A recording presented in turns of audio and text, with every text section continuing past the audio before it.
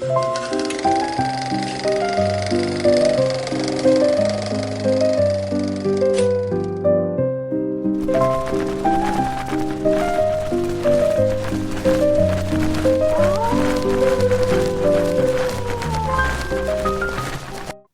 there, everybody. Welcome to Crypt Finder, all you movie lovers. So this is going to be a little bit of a different episode because I wanted to talk about and sort of spotlight some very guilty pleasure movies. Those are the ones where the critics trash them, your friends roast them, and yet secretly down deep inside, you just really adore them. And you know the ones I'm talking about. They've got all the questionable plots or some really questionable acting or maybe a problematic star or two. And yet there's something about these particular movies that just really works for you. I don't know what it is. And maybe it's a nostalgia factor, who you saw the movie with and the time that you saw it, or the unintentional humor to it. But whatever it is, it kind of keeps pulling you back. Now, these are not cinematic masterpieces.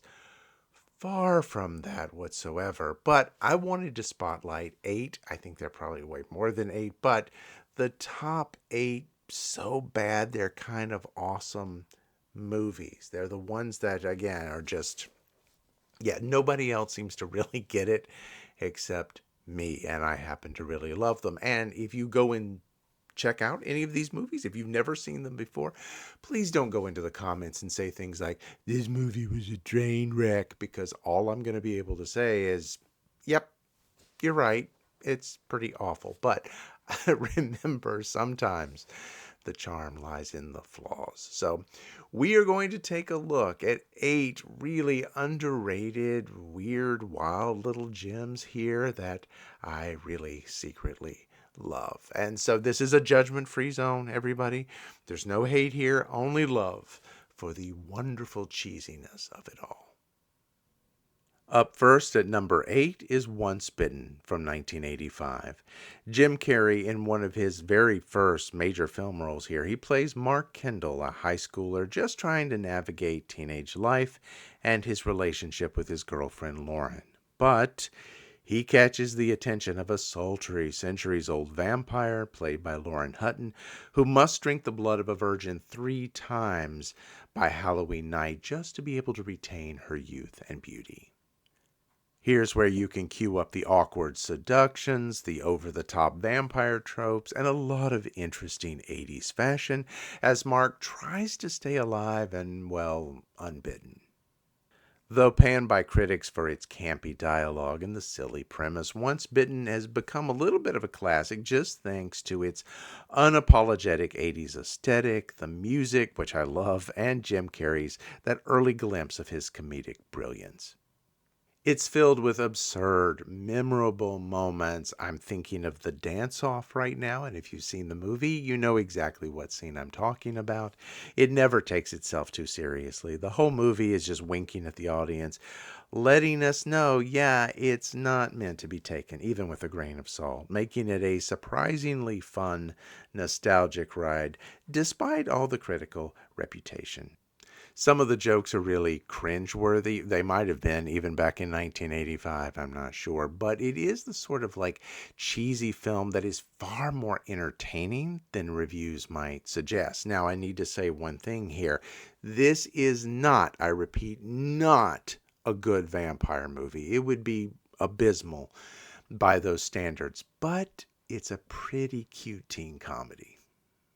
At number 7 is Waxworks from 1988. This film, it's a hoot of a good time. It's not great. I won't die on that hill. So, if you want to argue all the reasons the movie is terrible, so be it. But I always have fun watching it. This comedy horror film is written and directed by Anthony Hickok. The story involves a group of college students who visit a wax museum after receiving an invitation. Inside, they discover several displays featuring iconic horror figures, or at least portions of tableaus. It's as if they aren't completely finished yet. I wonder what that could mean. Turns out when humans cross the exhibition barriers, they are transported into alternate realities depicted by the displays, leading to deadly encounters. Yes, the sinister plan here is if the souls of these victims can actually be fed to these, the creatures can come to life and spread their evil through the world. The finale is a battle between the reanimated wax figures and a small resistance group. You've got a really nice cast here. Zach Galligan from Gremlins. You have Deborah Foreman from the movie April Fool's Day. Michelle Johnson, who debuted in the comedy Blame It on Rio, but a lot of genre fans, they're probably going to recognize her from Dr. Giggles. You have David Warner from everything, basically. Titanic. He was in Tron. He was also in Star Trek 6, The Undiscovered Country. You had Time Bandits, Time After Time, The Omen, etc., etc. You have Dana Ashbrook, who was Bobby in Twin Peaks, and Patrick McNee from the Avengers TV series, and also The Howling. This film is clearly a nod to things like Mystery of the Wax Museum and House of Wax and Nightmare in Wax, but with a dash of sort of the campy horror-themed anthologies. And you have Miles O'Keefe as Dracula and John Rhys Davies in a waxwork featuring a werewolf. So basically, yeah, a lot to keep you entertained here. This is not a highbrow celluloid masterpiece. It's cozy fast food when you want to be entertained and enjoy the mayhem. For those of you who do enjoy this movie, they did make a comic book adaptation of this. They did one in color with 3D glasses, which sounds pretty cool, but this is the black and white version. Really interesting. Here, I'll show you a little bit of it. It's odd in some ways, mainly because the characters in here look nothing like they do in the film, and the dialogue, let's just say it gets a little inspired.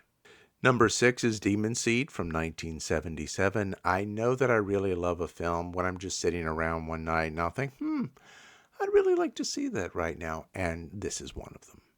It's based on the 1973 sci-fi novel by Dean Koontz. It stars Julie Christie and Fritz Weaver. You're going to have to go into this one knowing that all of the technology displayed in this film doesn't really hold up. And the actual outcome of the movie, it might seem hokey now, but the amount of tension and claustrophobia built into this film is really admirable. It's all set in some undisclosed future society, and Weaver plays Dr. Alex Harris, who has created an organic supercomputer called Proteus 4. Dr. Harris's home is also completely outfitted and run by computers, so when Proteus links into a terminal in his house, Harris's wife Susan is ultimately imprisoned, and Proteus then reveals its plan to artificially impregnate and conceive a child with Susan. Julie Christie's performance here, it is top shelf. You feel her anxiety, her stress, her fight for freedom. And kudos to Robert Vaughn for tapping into his inner HAL 9000 from 2001: A Space Odyssey. He really leans into the cold, artificial intelligence and cunning. Dr. Harris, when are you going to let me out of this box? This film is trashed quite often for being a sci-fi sex thriller, but dang it, there is a weird internal logic to it all, and coupled with the performances and the very believable idea of a smart home trapping you within the walls of your own home, it's not unlike a long episode of Black Mirror. You should check it out. At number 5 is Orca from 1977. I think I've probably mentioned it once, twice, 20 times on this channel that Jaws is my favorite film of all time. And after that movie came out, you saw a slew of ripoffs from the mid to late 1970s. Movies like Piranha, for example, Tentacles. You had Great White, which was also known as The Last Shark, Barracuda, Mako, Jaws of Death, all trying to capitalize on the success of Universal's film. And yes, I saw all those movies and I really enjoyed them as well, but Orca was the one that I really, really liked.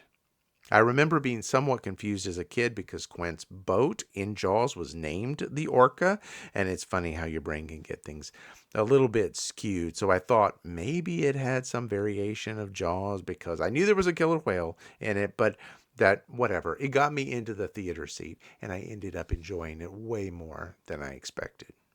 Richard Harris plays a Newfoundland captain who hunts marine animals to capture for aquariums and parks, and he shoots and kills the mate, an unborn calf of a huge killer whale that hunts him and his family down as revenge. It's silly, but the movie somehow works, and I don't think it's one you will forget. A salty old hunter that goes out and captures and imprisons whales isn't going to be a likable protagonist. So you end up rooting for the whale instead, which I think is actually the point. You also have a fantastic score by Ennio Morricone here. And if you enjoy any of the knockoff sort of aquatic horror films, then you might want to give this one a viewing. Little bit of a warning here, though. You do see whales murdered. I mean, simulated murders, of course, but there is also a very disturbing scene of a dead whale miscarrying. So if that's going to be just too unsettling, you can skip it. But if you think you're up for it, I'll just point out it's not your basic sort of creature on the loose movie. This is much more of a haunting film. Richard Harris gives a very strong performance. He's supported by Charlotte Rampling and a very young Bo Derek in her film debut. Number 4, The Eyes of Laura Mars. Oh, people seem to love it or hate it. This movie was released in 1978. It stars Faye Dunaway. She's fresh off her Oscar win for Network, and she plays Laura Mars, a high-profile fashion photographer who begins having visions of murder from the killer's point of view. Since it's on this list, I bet you can guess that it was met with a somewhat mixed critical reaction. It's an odd amalgamation of a movie. It's part sort of campy murder mystery, it's part unexplained clairvoyant abilities, part disco era commentary on the fashion world and the responsibility of using sex and violence as selling features. And yet it's all so engaging. For as bad as people claim that this movie is, I think it still stands as better, maybe better than it has a right to be. You want to write it off as fluff, but Faye Dunaway doesn't hold back. She's giving it everything she's got.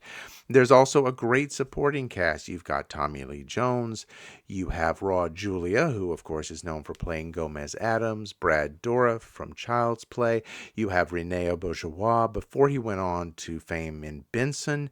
And this is based on a spec script from John Carpenter. And you have a haunting theme song sung by Barbra Streisand called Prisoner. And it's all impressive. You might feel like the connection to why Mars is psychically linked to the killer is a little bit tenuous. Okay, I'll give you that. But she's also a photographer. She's an artist channeling her own creativity and tapping into some sort of latent psychic ability. I buy it. In the end, I buy it.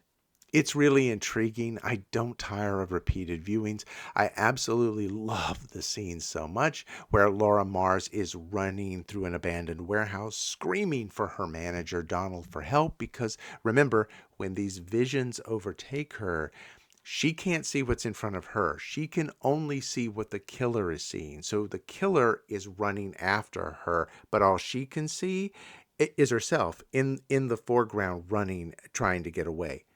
Fantastic.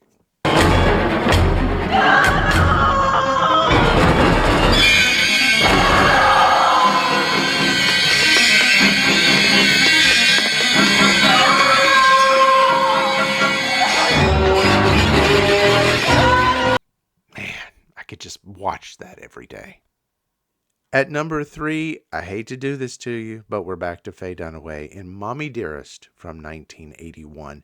This movie details the abusive upbringing of Christina Crawford, who was the daughter of Joan Crawford, but so much of the details from the book that ultimately work their way into the film, and some that aren't in the book at all but get dramatized for the film, really seem to be up for debate. Unlike The Eyes of Laura Mars, the acting here really is over the top. Everything about the movie is sensationalism, the writing, the acting. You can't escape the feeling it's almost a comedic parody. But on the other hand, what a shameful good time it is to watch.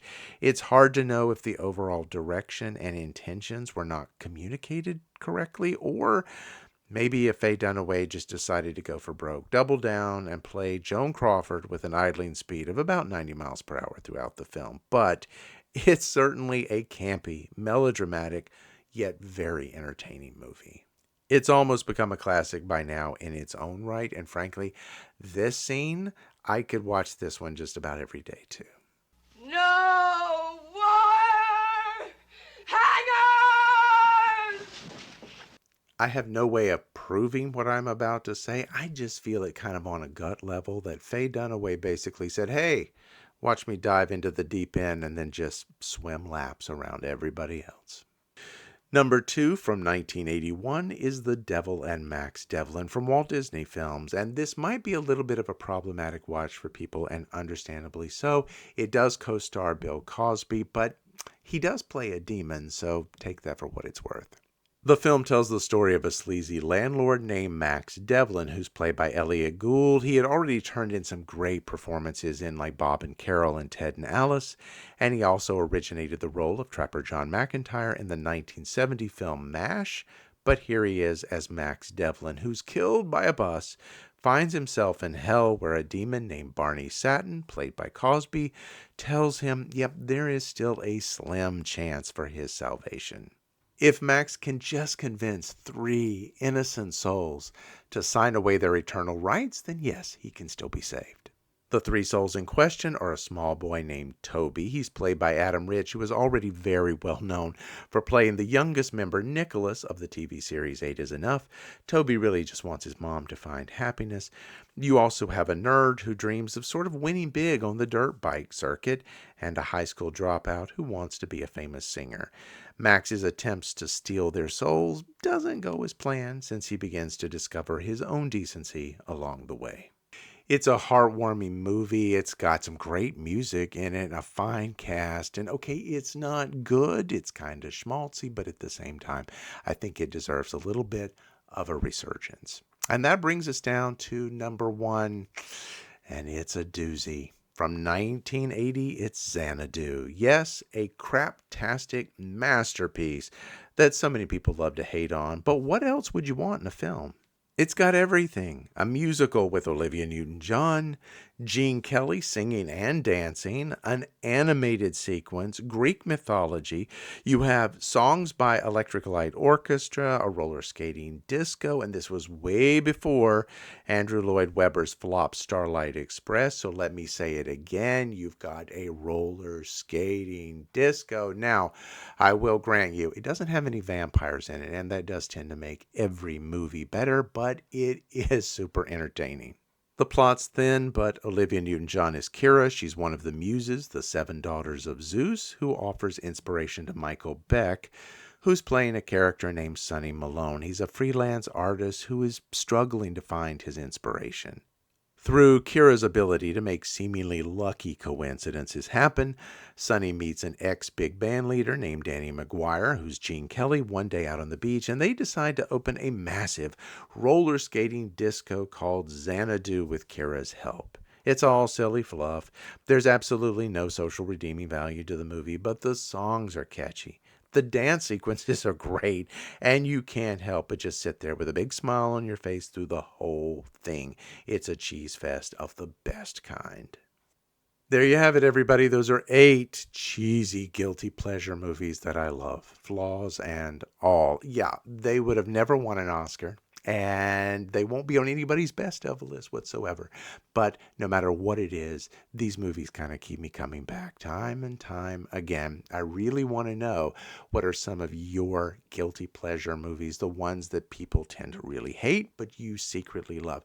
Please put that down in the comments. Don't worry about it. Don't worry about what anybody thinks or what anybody else has to say, because really, at the end of the day, movies are supposed to make you feel something. Tension, joy, fear, maybe just laugh out loud, funny movies. Okay, that's enough. So thanks for going on this very cheesy journey with me, everyone. Until next time, please stay curious, stay scared, and remember, sometimes the best movies of all, they don't have to make sense. They just have to make you smile.